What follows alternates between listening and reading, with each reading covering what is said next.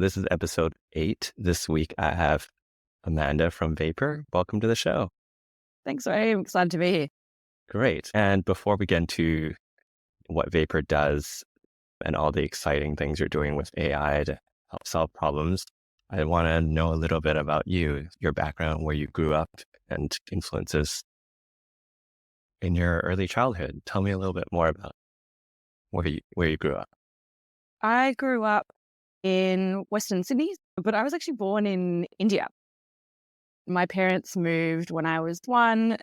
Most of my childhood was in Western Sydney, in a place kind of between Parramatta and Blacktown. Went to school out there, did uni, and kind of trekked into the city to go to uni. But yeah, just a pretty humble kind of first migrant family. My dad's an engineer, and I always wanted to do engineering because of just seeing all the cool things that he was doing at work. Mm, Very, very cool that I got the opportunity to follow in his footsteps and do engineering. nice. How did you go from studying engineering to starting a company helping with the detection of pipes? Yeah. Help us connect some dots. When I graduated doing engineering, I had a bit of work experience in the space, probably about 3 to 4 years before starting VAPAR. I always knew that I wanted to do something on my own and just try it out and see if it was for me. But I had this thing in my mind that I needed to have a business degree or a business component of training before I started the startup. So I spent a huge amount of time trying to get into an MBA Mm, prior to starting VAPAR. But that journey was mixed and probably unsuccessful in hindsight, getting into an MBA. And then a peer of mine who also runs successful startups, just turned around and said to me, "Hey, Amanda, you just need to do it." So yeah, I just winged it and just worked with Michelle in the early days, who's my co-founder, to start something and just iterate and test. But we didn't have any kind of formal business training or anything like that. We just went and learned along as we. yeah, I think some of the venture firms mention around the importance of having a co-founder because it's a tough journey to on your own. Who is Michelle? Tell us a little bit about her and how did you meet and decide to start a company together? So Michelle was my technical co-founder. So her and I actually did engineering together. So my background is civil environmental engineering, sitting more on the subject matter side of what we do. And Michelle's background is mechatronics engineering, like software, mechanical, electronics, and also machine learning as well. So she sits more on the technical side of what we do. So yeah, like I said, we did engineering together and we also went to high school together. So we'd known each other for, goodness, a long time, almost 15 years before we even started VAPAR. And so now, yeah, we've gotten a lot closer since starting VAPAR, that's for sure. Yeah. And how did you come to the problem that you wanted to solve? Like how did you narrow down the opportunities? What drove you to solving this problem? So prior to starting VAPAR, I'd done a bunch of research because I'd known that I'd want to try this course of starting a business. So I'd done years of research and just had an ideation book, which was just, was writing down ideas for probably about 2 years. And so I'd been aware of the trajectory that deep learning was taking, in terms of at one point being the only accessible in the strongholds of universities, and you had to have a PhD to be able to manipulate and customize the deep learning frameworks, to where we are now, which is what we call like kind of a retail version of that, where it's accessible. You and I could even interact with it.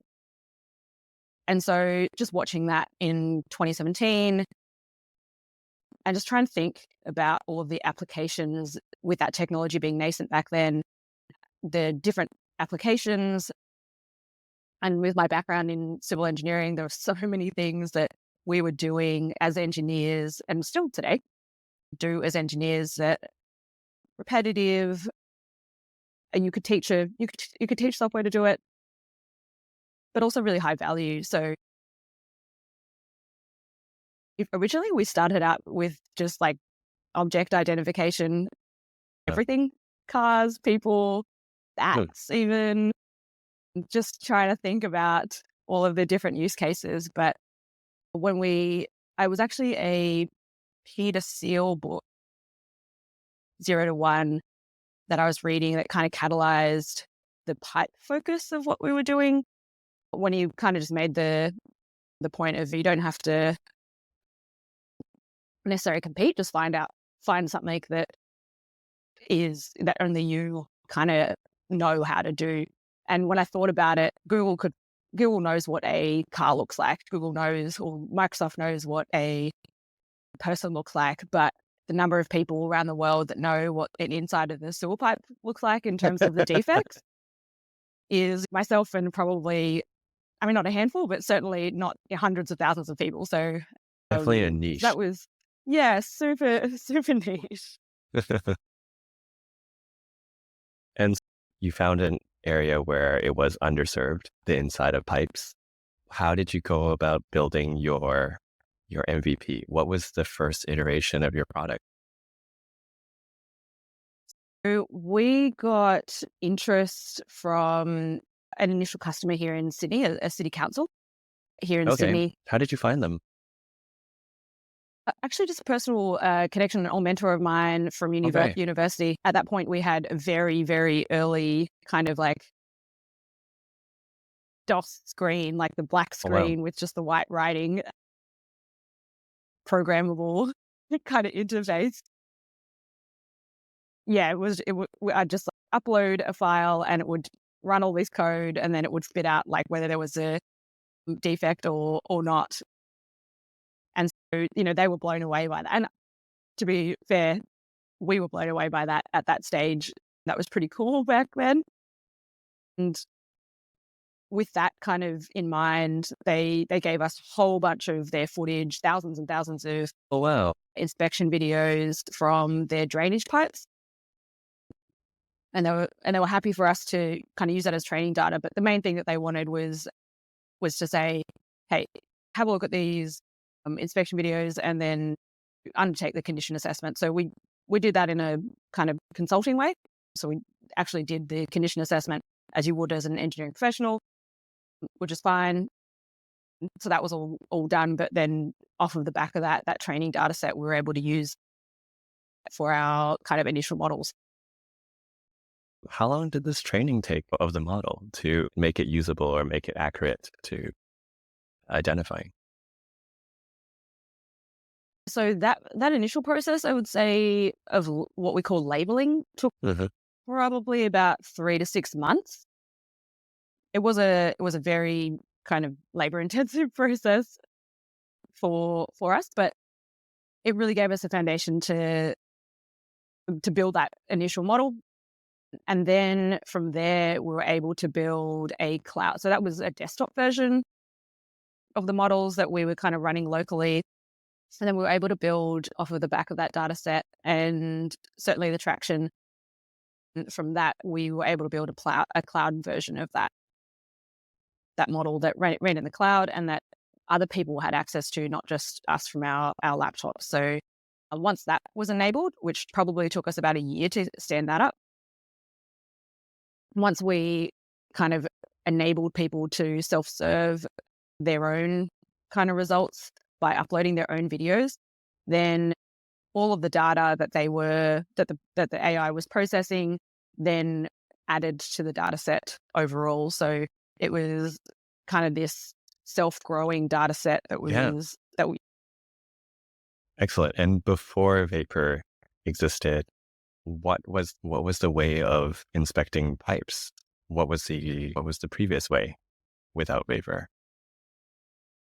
yes. So in 2009, when I was a engineering intern at one of the major water utilities here in Australia, I was paid to watch 8 hours a day of the insides of sewer pipes. and just write down whenever I saw anything strange. So that's the process that we automate today. Look, right, in 2024, that's still the way the world is. The world is condition assessing their underground sewer and drainage pipes. So the majority of the practice is to open up a manhole. So those funny kind of round things that you see on the road when you're walking past or when you're walking on the streets, they lift those, open them up. They'll put a camera, a tethered camera, into the maintenance hole, and then the kind of remote control trolleyed cameras that can drive through the pipe Oh, wow. and inspect it and capture all that footage, and then they'll pull them back. So they'll do that continuously through the network all year. And the whole objective is to find blockages and breaks before a customer does, so that they can proactively fix it. Okay. And how much more accurate is VAPAR versus the traditional method of looking through a whole bunch of recordings manually? How do you measure the effectiveness of it? Yeah. So in terms of effectiveness, if we're considering the major defects on, blockages and breaks, AI performs comparable to humans. Humans are very good at, as is software, very good at picking out big stuff. It's very really obvious, and so there's a comparable kind of result outcome for those two methods of assessing pipes.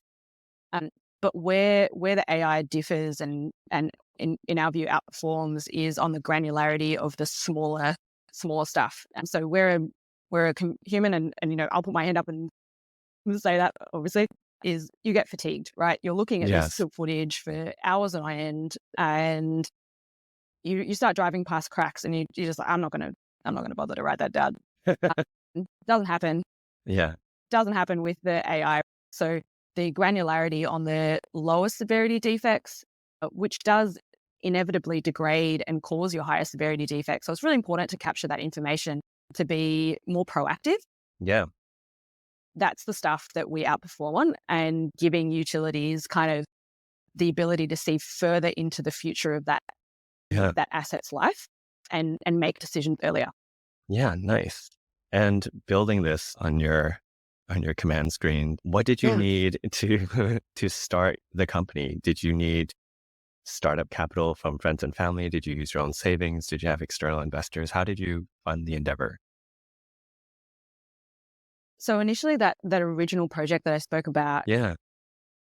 was funded by the city council, which was awesome. We Yeah. also got a grant, an initial, what they called MVP grant, so minimum viable product grant from the state government in Australia, so $25,000. And that Wow. was enough for us to, that was enough for us to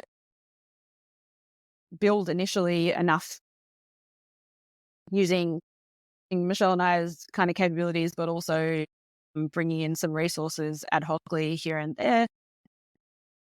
And that, when we built the MVP, so the minimum viable product, and we had this, initial customer and a second customer on our doorstep, we're then able to go into an accelerator. So we went through the Startmate accelerator here in Yeah. Sydney, in the Sydney cohort in 2019. And then from the accelerator, we got access to angel investors, and we raised a round after Startmate. And then since that angel round, we raised 2 investor rounds that have included VC and investors from all around the world. So very, very lucky, but yeah, very cool to have the support of so many. Yeah. It was lucky, I would probably say very deserving. You had a very good Yeah. product and it had lots of opportunity. It sounds incredible. What were some of the challenges along the way through this journey so far? Yeah. So I think the main challenge in terms of how the product is being adopted by the market, one of the major challenges is getting people comfortable with AI, especially when you're selling to engineers, Government. when you're selling to government, when you're selling to, in engineering, the like 101 is, factor of safety, Yeah. whatever loads you need to design for, times by 1.5 to 3. And so like the risk aversion is ingrained in us as engineers. So when you're talking to people, especially, back in 2017, when you're talking to people about artificial intelligence and, things like that, the conversation was a lot different to certainly where it is now. And so certainly with the advent of ChatGPT and now the wide-ish adoption of ChatGPT and the like, that conversation has changed immensely. And so for us, it's been a tailwind, a very, very well-timed tailwind that we're certainly riding, and we see much better adoption than back then. So I think for us, the timing was great to get the product development done, but the commercialization is certainly coming to fruition now that we've, set ourselves up really well in the early days. Yeah. When you say you started with a council, my immediate reaction is that there's a lot of red tape and bureaucracy to get through the system. And especially as a brand new company, you did have a connection to the council, but how did you get through, besides the connection, to pitch a brand new company using new technology to solve a problem? Like, how were you able to convince them? Yeah, I mean, look, in the early days, a lot of what we did was consulting. So just Okay. professional services where we were just doing condition assessment. So everything that was tried and tested, nothing new. We talked about the technology as more of a visionary, and in fact, it was that, Yes. a visionary thing on our roadmap, and that we're, if you choose to take our professional services, this is what you're investing in. This is the direction that we're taking the company and the product. So in the early days, it was very, tried and tested, nothing risky, which is what I'd Something they're say. comfortable with. Yeah, exactly. Which is why I'd say, we had some customer traction in the early days, but it was wrapping the product in professional services very heavily, and then kind of peeling that back as we had product development growth spurts. Yeah, it was gradual and necessarily. Very smart. Yeah. Was there any apprehension as you transitioned away from professional services and moving towards an automated solution? Yes, yeah. I mean, it's case by case, and when you've only got a handful of customers, it kind of has to be. So not everyone signed up to product only straight away. And it was actually really cool that the supply chain for a lot of councils actually engaged with us first. Oh, nice. I think mainly because there's a lot more competitive tension in the supply chain to win work and differentiate and invest in innovation. Oh, wow. So we kind of got, we did get a lot of support from the supply chain at the early days as well. So that really helped drive adoption as well. And how did they find you? So how did you find many of your customers? The first one's through a connection. How did you find your subsequent customers? You said they reached out to you in the supply chain. Just the old fashioned way, just picking up the phone and Really? calling it. Yeah. I mean, I don't know if you're following all the stuff that at least that comes into my feed about how outbound is dead, but it's I not. don't think outbound's dead. No, I know. I feel like it's hilarious when people say that. it's coming And back. look, exactly. And then email is dead and phone calls are dead. Like we have, at least in our experience and in our industry, none of that is true yet.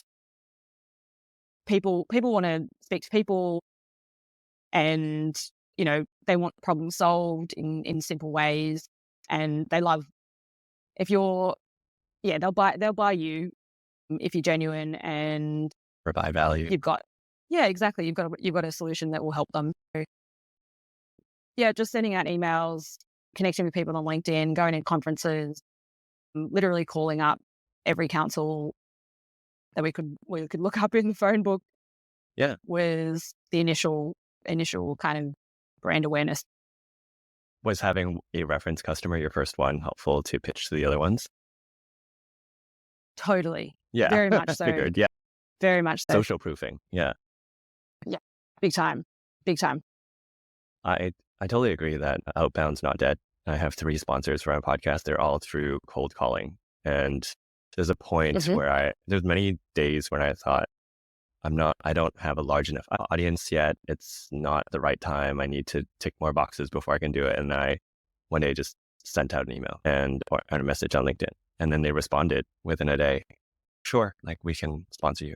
And I'm like, wow, I really wish I did more of that when I was younger. But I think I just had some self-limiting beliefs or just nervousness that wasn't good enough yet. But I think there's actually a lot more companies out there ready to collaborate and ready to find new suppliers who are doing something different.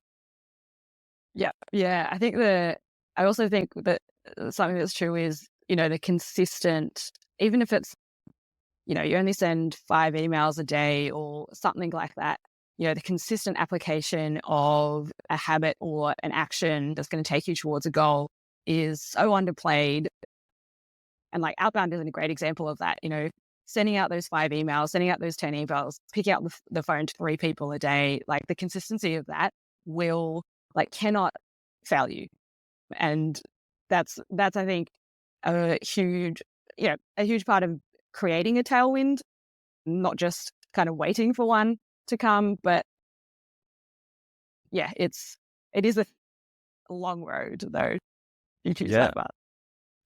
with all the knowledge you had since starting the company, if you were to go back, what things would you do differently? Interesting question. What would we do differently? So I think the main thing that we would do differently is I think we would have I don't know, I was gonna say that we would have potentially brought on more of a tech heavy team earlier to to just spend that time in product development to help us with the scale of what we know, and are seeing now, is going to come. But there's no way of us knowing that at that time. And I also think that with anything, you need to have a balance of the commercial testing to see actually will people actually buy this, what brand messaging resonates, things like that. So yeah, from very early we started with a balance of the team in kind of sales and marketing and product development AI. We've maintained that balance the whole way through. But yeah, potentially bringing on a more of a skewed product development team. And I'm just trying to think if there's anything else. I mean, 100 things, like there's so many, so many things I think we would have done differently. But even just like hiring, I think one of our key assets is our people, For the sure. team that we have. We didn't, Michelle and I, for all our pluses and minuses, had never hired anyone before Oh, we wow. started Okay. VAPAR. Yeah, I mean, both of us were 27 when VAPAR started, Wow. and we'd only ever been kind of team members, not even team leads, let alone, in a hiring positions. I think we certainly learnt a lot through the years on just the hiring process, just normal, prudent hiring processes, and the importance of making sure that your team, the people in your team, and the culture that you set can actually be a huge differentiator to competitors, even if they're like funded 10x of what you've got. If you have the right people and the right team and the right culture, a lot can happen. Absolutely. I agree. I think over time, I realized how much more investment it takes to recruit and screen the right people and hiring slowly, but also firing quickly because the wrong team members can really slow down the entire team. What has your experience been? Yeah, no, exactly that. And I think it's like yeah, so important to for your team, but also that person to make sure the fit is right. So being fully upfront. So we actually try to talk people out of taking the role during the recruitment process. Certainly at the last stage with the final candidates, we would do that, especially in key roles. Disclose as much as we can about, you know, it's great to work in a startup. There's also a lot of challenges and huge opportunities, but also lots of challenges, right? So not everyone, kind of wants that or is aware of that, certainly, if they haven't worked in a startup before. So making sure that, we do our part in disclosing that and setting the expectation so that everyone kind of goes in with their eyes wide open. We don't want them to fail. They don't want to fail either.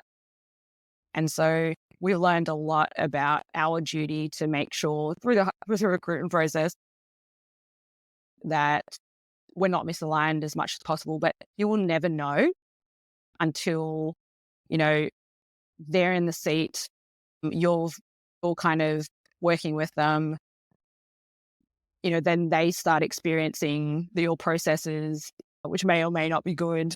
Hmm.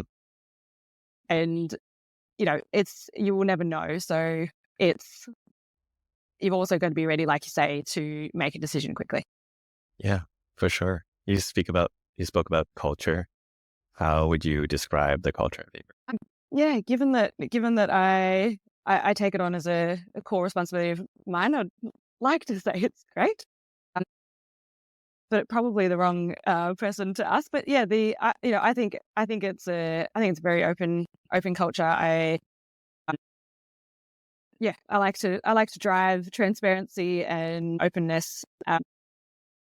I've really enjoyed that in my work experience. I've been really lucky to be exposed to really great leaders all through my kind of early working career professionally. Just carrying that through in the way that I run the company and certainly how Michelle and I lead is really important to me because, you know, I, you read all this stuff about, online about how, startups sometimes have, yeah, interesting cultures, different cultures, and it starts from the founders. And so Michelle and I take Sure. a huge responsibility and aware of it, that, how we behave and how we act reflects and is followed. So, yeah, we're aware of that and want to make sure that it stays positive. Yeah, you absolutely are modeling the behavior for the rest of the organization. There's a book that I read called Loon Shots, talked about culture and incentive structures driving behaviors. What incentive structures do you put in place at VAPAR to drive behaviors? Yeah, so actually that's probably one item that we realized also we learned, let's say. We learned, probably only the last year-ish, I want to say, Okay. in terms of the importance of incentive structures. I think certainly, so we have a employee share option scheme for Great. all of our team. So everyone can participate and should participate in that. We want to make sure that everyone is included in the longer term value realization of the company. So that's why we do that.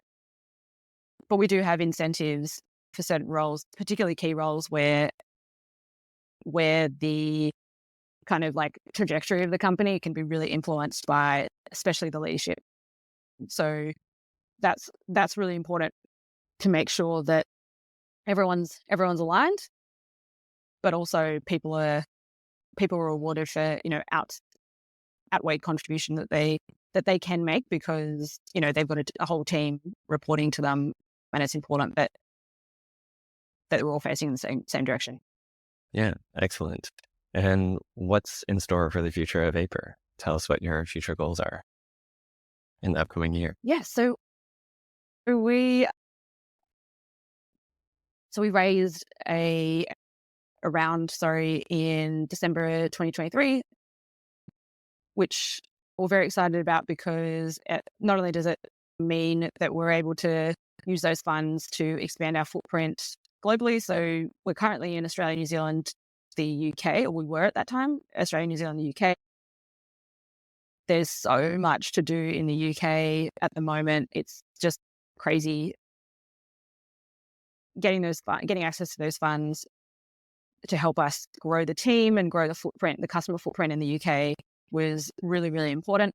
But the second thing that those funds enable us to do is help us get market entry into the massive US market.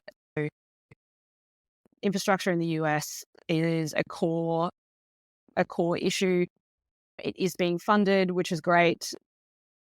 And people are talking about it. People are having conversations about water in the US, which is great. It brings what we do up a level in terms of importance. So getting us into the US through that funding route is really important. But the other thing that funding enables us to do is actually leverage the investors that have come through that. Strategic One partners. of them, yes. One of the notable ones is Autodesk. So Autodesk Nice. has, Congratulations. yeah, thank you. So they have invested in us in that round. They're massive company. Yes. Listed on one of the stock exchanges in the US and have a huge footprint globally, but particularly in the US where we're trying to get into. So them bringing them into the fold, or them bringing us into the fold, allows us to have a very strategic go-to-market in the North American market, where it is very challenging, very competitive, and very difficult to get brand awareness. So for us, that's a huge win. We're very excited about working together with them to help us get into the US, which, there's just, I don't think I need to tell anyone about how the state of the infrastructure in the US is. So we're very, very excited about that. Excellent. And I want to ask you about the capital raise you mentioned. I've noted from many startup founders that they said that the capital environment has changed a lot since 2020. I think 2020 was when there was way more capital flowing, and now we're in a different environment. What was your experience like during your capital raise, and what things did you learn during your most recent one that changed from previous rounds? Yeah. So the great thing about the investment community, at least overseas, so in Australia, there's a lot more of a generalist investment community in terms of going to VCs here or investment firms here. The investment thesis is a lot broader, I want to say, in terms of what they're looking for and what they'll invest in. When we look outside of Australia, there's so many investors that there's like boutique kind of groups of investment. So, groups of people that will only look at water, or only climate, or Wow. only carbon. And, I'm not talking about like one or two, I'm talking about like tens, hundreds of firms that are doing this.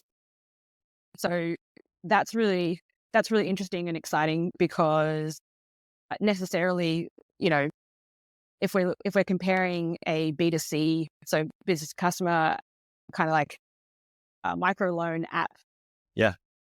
versus, what we do, the economics of what we're doing and the growth motions are completely different. Try as you might, they're not the same.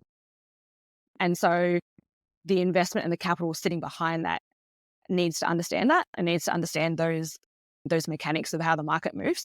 And so by kind of targeting those cohorts of investors that are really looking to invest in, in climate, in water, in infrastructure, in the longer term tailwind stuff that maybe is not happening right now, today in November 2024, but it's coming.